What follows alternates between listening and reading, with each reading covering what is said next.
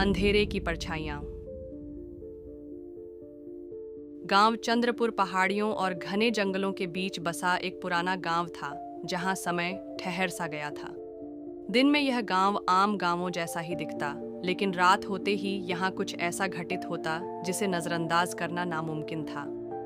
रात की स्याही घिरते ही लोग घरों में दुबक जाते, दरवाजे बंद कर दिए जाते, दीपक बुझा दिए जाते और सन्नाटा इस कदर गहराने लगता कि हवा की सरसराहट भी किसी फुसफुसाहट जैसी लगती।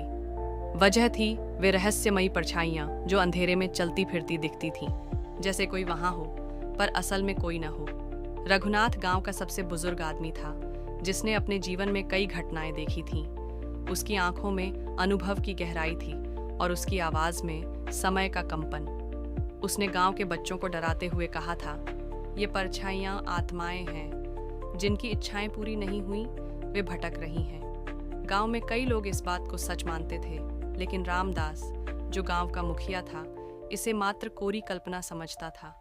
वह अंधविश्वासों से चिढ़ता था और कहता, तुम सब बेवजह डरते हो, यह सब मन का भ्रम है।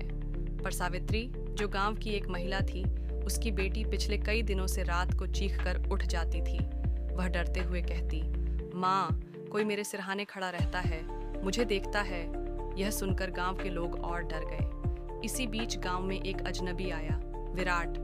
वह एक युवा शोधकर्ता था जो रहस्यों को उजागर करने में दिलचस्पी रखता था। उसने यह सुना था कि इस गांव में अजीब घटनाएं होती हैं और वह सत्य की खोज में यहाँ आया था।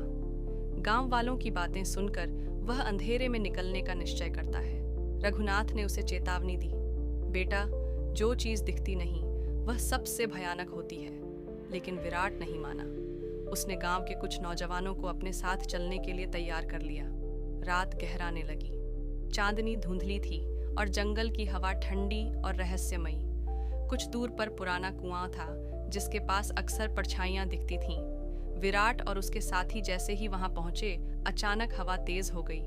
पेड़ों की डालियां चरमराने लगीं और दूर कहीं एक दरवाजा धम से बंद हुआ। देखो, वहां कुछ हिल रहा है, एक युवक डरते हुए बोला। विराट ने ध्यान से देखा।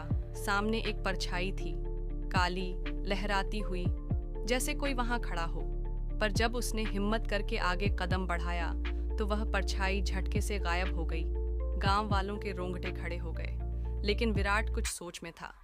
उसने गौर किया कि हवा के चलने से आसपास की चीजें भी हिल रही थीं। उसने अपनी टॉर्च निकाली और आसपास देखा। तब उसे एक पुराना धातु का टुकड़ा दिखा जो चांदनी में झिलमिला रहा था। फिर उसने और गहराई से जांच की।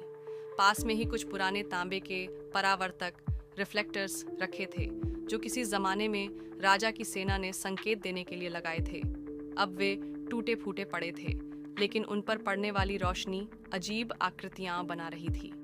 तो ये परछाइयां, विराट ने धीरे से कहा, कोई आत्माएं नहीं, बल्कि रोशनी और अंधेरे की क्रीड़ा है। गांव वाले भौंचक्के रह गए।